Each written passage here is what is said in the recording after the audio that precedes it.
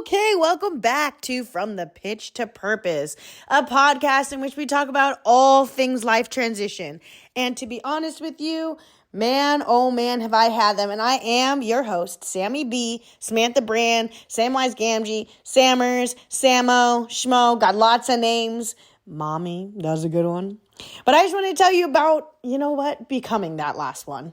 Becoming a mommy, becoming someone who is literally on call 24/7, 365 with my daughter, and talk to you a little bit about the transition from being a professional soccer player. Yes, you heard me right. I played soccer for money. No, I will not tell you how much I made, because that is the first question that mostly small men ask me all the time. I played professional soccer over in Europe. I played for the Haiti women's national team. I played for a couple professional teams here in the US. And it is a lifetime ago in my brain. But honestly, it's not. It was not that long ago. And I'm still making the transition as we speak from professional soccer player, where my sole purpose was to kick a ball into a big net. Like, that was it. That was my goal for 10 years. Goal, no pun intended. But that was my goal for 10 years, was literally get a small ball into a big net. I got to go through a few people to get there, but I had friends on the field that would help me do that. But that was my goal. And it was to stay in shape so that I can do that better. It was to go to the gym so I can do that better. It was all those things. It was literally getting on a flight a week after a phone call to another country to go and do exactly that. That is what I did. I did it for so many years. I mean, prior to becoming a professional soccer player, I played. I played from the age of 3. At 3 years old. And now when I had a 3-year-old, I'm thinking, whoa, I cannot believe I played soccer at this young. And if you ask my mom, we were the best team in the entire world. At 3 years old, we used to make triangles. We used to try to pass around people. It was probably my first time interacting with another culture in a big way. One of the kids on my team was from Argentina. The other one was from, I believe, Brazil. And none of us spoke the same language, but we just kind of ran around together. I'm sure there were other kids on the field or on the team, but I only remember those 2 boys. And honestly, from that moment, I was truly, that's what I wanted to do. I wanted to chase a soccer ball for my life. I was like, that's what I'm going to do. That's what I want to do.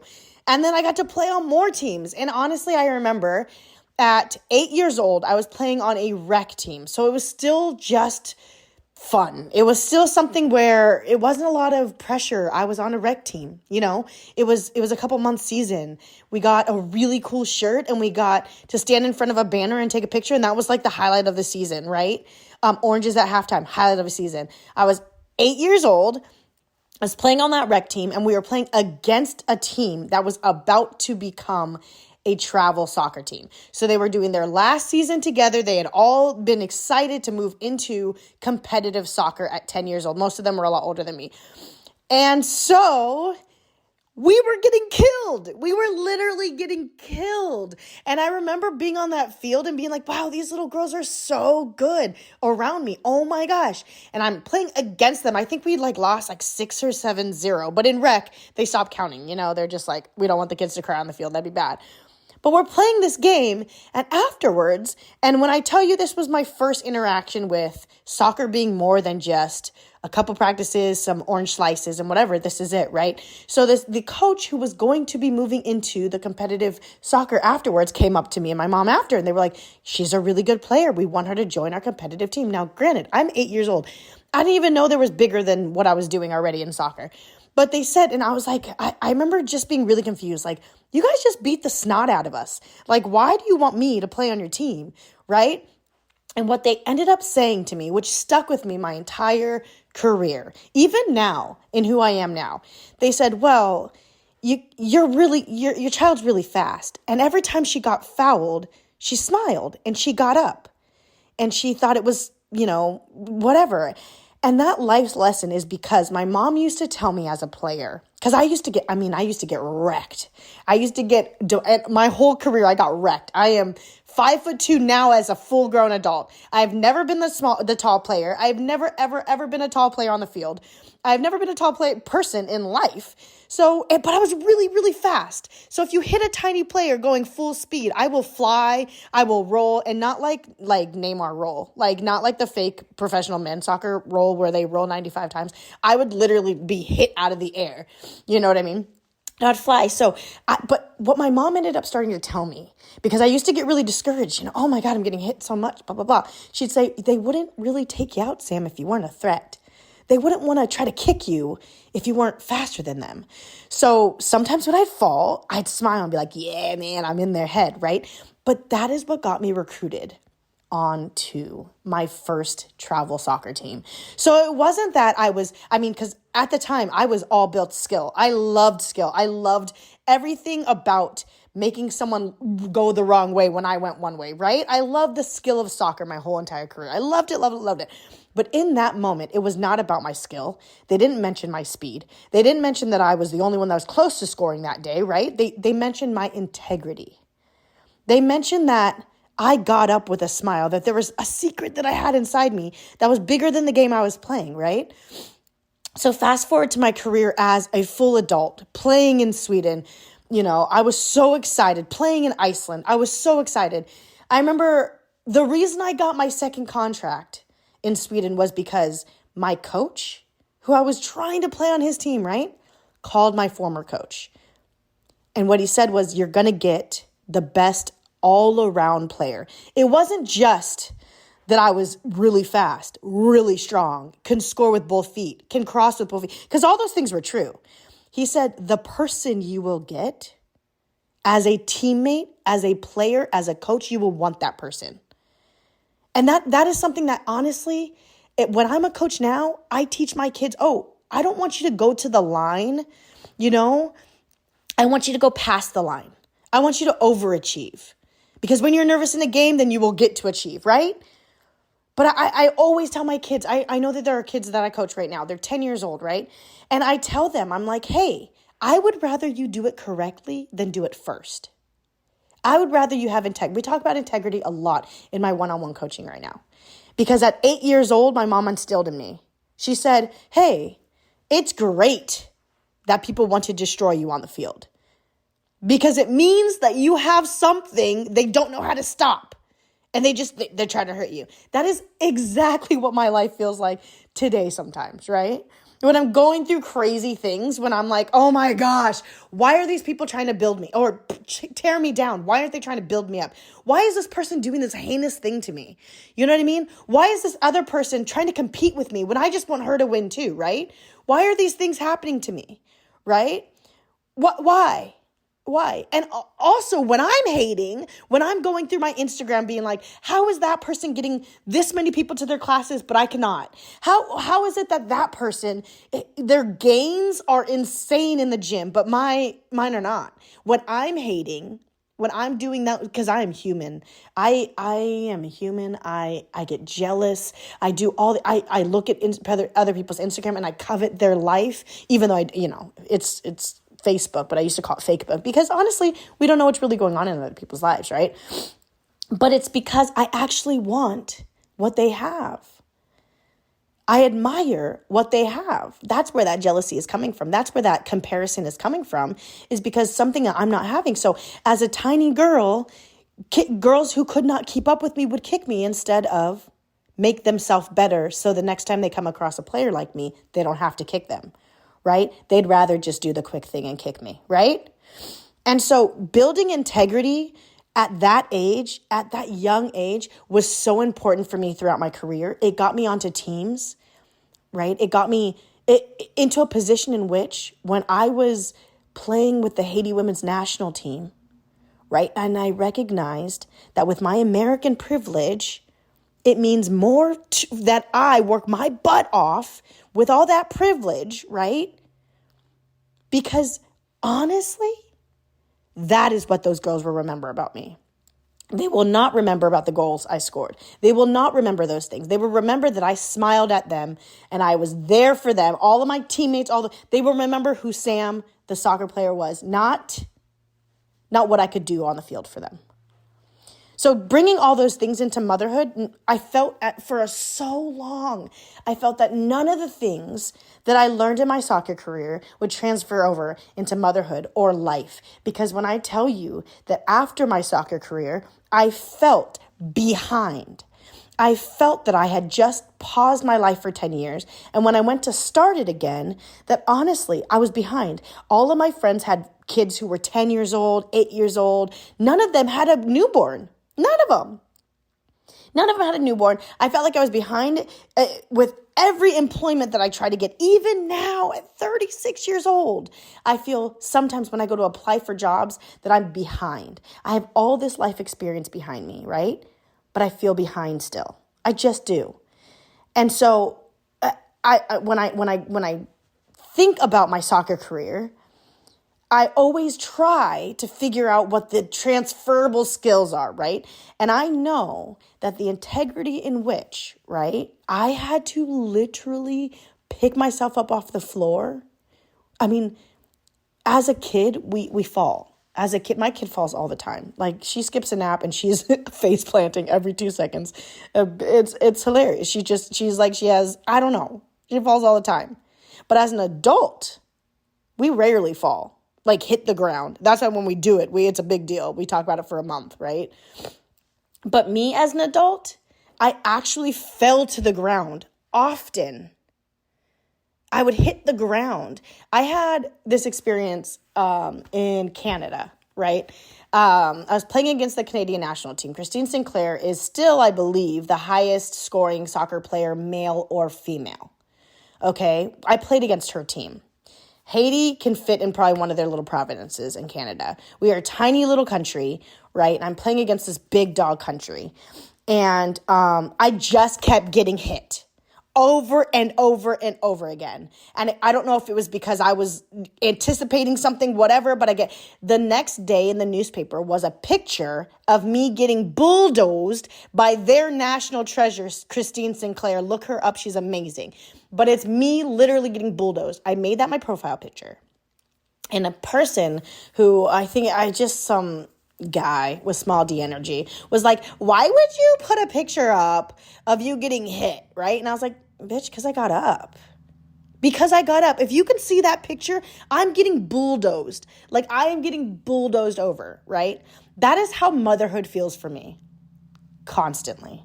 I constantly feel like I will, like, for instance, cleaning my living room. I'm looking at it right now, and I'm like, I just cleaned this yesterday. I feel like I got bulldozed because she was down here for 20 minutes, and she took out every toy that she's ever purchased. And I feel bulldozed by that, as well as feeling bulldozed by the fact that she's hungry after I just fed her 3 times. It feels very similar to how I felt in that picture, where I felt like nothing I could do will stop me from hitting the ground right now, right? And then just when life and motherhood became a little bit easier, I had this tiny little baby. I felt like, I got this. I got this. And this is where it gets a little bit dark. So if you're not in a good mental space to hear about addiction, death, COVID, please turn it off now. Come back to when you can. But in motherhood, right, I was going through it. My pregnancy was adorable. I had the cutest belly. Like, I was killing it through that. I had a really difficult birth, but I gave birth to a beautiful, perfect little child who was healthy, 10 fingers, 10 toes, the most beautiful big eyes, right? And we're trucking through newborn stage. Me and my late husband, like, we're trucking through newborn stage because honestly, like, that's what you can do. And COVID hit hard. Now, it actually hit while I was pregnant. And for those of you guys who had babies in 2020, I'm giving you the most giant hug because our pregnancy experiences were so different than probably your sister's cousin's friends who did not have a baby during a pandemic. But there was a lot of isolation, right? Where I always expected, like we watch it on TV when we're growing up, the Lamaze classes where you're bouncing on the ball and everyone's in a room together going, right? That is what we expect pregnancy to be. And that's what I expected. That's what I anticipated. That's what I looked forward to. Having my husband sit behind me. We're going to practice this together. I got none of that, right? I just had to literally watch a video on how to give birth. And they're like, good luck with that, because there was no in-person anything.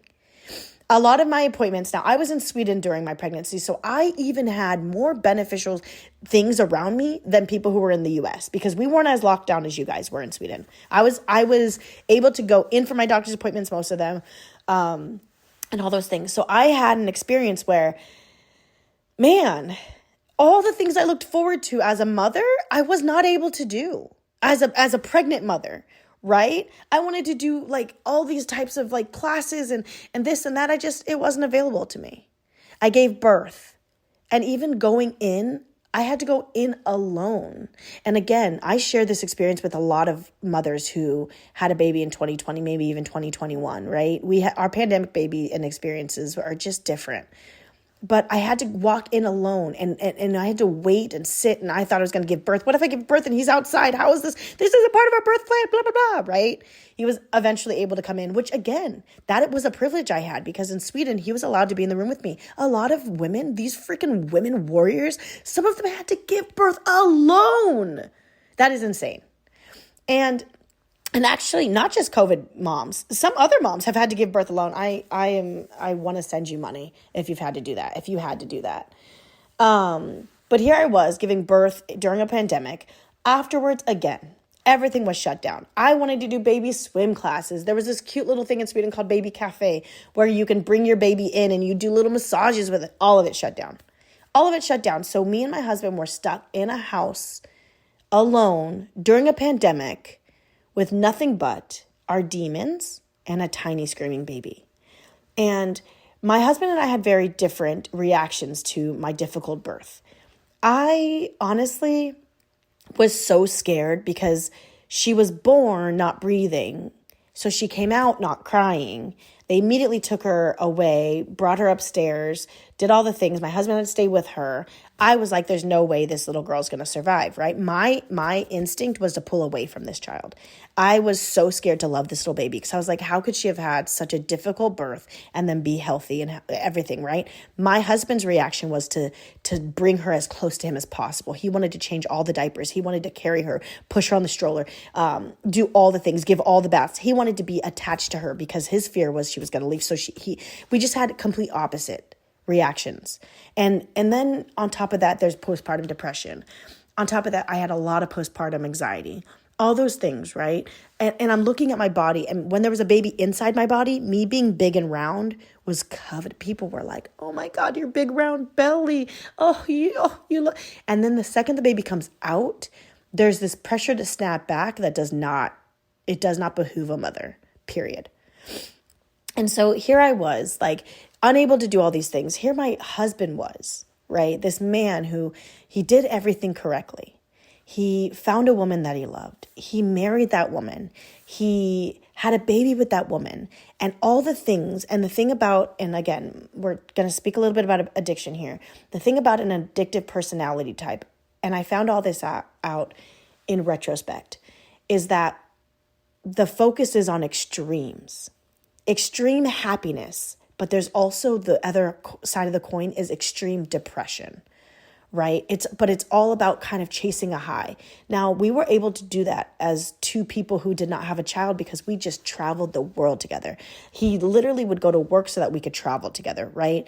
That is really what happened. That was our high. And then we had this huge high of having this baby. And then the reality of having a baby hit him really, really hard. Now, it hit me hard, obviously, as a mother, postpartum depression, postpartum anxiety, but we don't really talk enough about what happens to a father. You know, it's very hard, because unless that baby is bottle fed, the dad has very little that they can help with at times. It is the mother's milk. It is my skin. It is all these things that this tiny little baby needs. But on top of that, for us, both of us battled with a lot of depression prior to having each other, prior to having a child. I had a lot of familial stuff that I was still recovering from. I had so much of my personality being given to me, taken away at that moment, especially losing soccer as a mother. It was really hard because soccer was also, outside of just keeping me fit and where I had all my friends and all these things, it was also my therapy. It was my emotional release. It was dopamine. It was oxytocin. It was all these things that made me feel good. It was also the place where I felt great. I was so freaking good at soccer. It didn't matter. Even on my bad days, I was better than the average person. So I was great at it. I lost that, and it was replaced with motherhood and wifehood, where you don't always know if you're doing well. You just don't. And for my husband, he had an amazing job, which stopped during COVID. And also in Sweden, and a little humble brag for Sweden, is they don't just have maternity leave. The dad can take a year of paternity leave. So he was taking 6 months. He had already committed to staying with me for 6 months to help raise this little tiny baby, right? And then, hey, the world crumbled around us. And so he could not provide as much as he could. And we were just sitting at home. Now, if you know anything about an addictive personality, if you know anything about depression, anxiety, having time and space and a lot of idle hands, idle mind, it is what? The devil's playground, right? And I can see in retrospect, the second that my husband started to relapse, and it actually wasn't when we gave birth. It wasn't during the pandemic. It was the minute that I said we were pregnant. His reaction to me saying that we were pregnant was all the things that he was scared to lose. And it was just, I saw an immediate change in who he was. And a few weeks later, he smoked for the first time in a long time. And he was like, oh, okay, sorry, I'm not going to. I said, hey, let's not pick up, and there's also this thing in Sweden called snooze, which you put under your lip and it's like tobacco. He started snoozing again. And I was like, hey, let's not pick up a habit that costs money before we have this baby that alters you in any way. He had told me prior, like I was completely aware of his addiction prior to marrying him, that it was gateway. It was like smoking, snooze, alcohol, drugs. That was the gateway. That was what happened to him, right? And if you add those precursors for the whole time I was pregnant, and also the fact that right after we got married, I had to leave the country. We didn't really get to be together after we got married. I had to leave Sweden immediately after getting married. We didn't get to be just us two, right? I saw that it felt, and I conceived Freya. I conceived my daughter the night I moved back to Sweden. So we didn't get to be married for a while. We didn't get all that time together where we got to travel as husband and wife and da-da-da. So I saw now looking back that was when he started to relapse emotionally. Over the course of my pregnancy, he had to leave me. I fell once when he was gone. He felt horrible about that. And then boom, we had the screaming newborn baby that just witching hour, all those things, no place to take her besides the walk around the lake every day. There was no baby classes, no swim classes. All these things were happening. It led to a major relapse for my husband that lasted about 9 months until he passed away from an overdose. And so I had huge identity shifts prior to any of that happening. But the next identity shift I had was going from his girlfriend to his wife, to his fiance. That's a cute, anyways, to his fiance, to his wife. And there was I got to be his wife for a couple months before becoming the mother of his child. And within 11 months of that, I was a widow.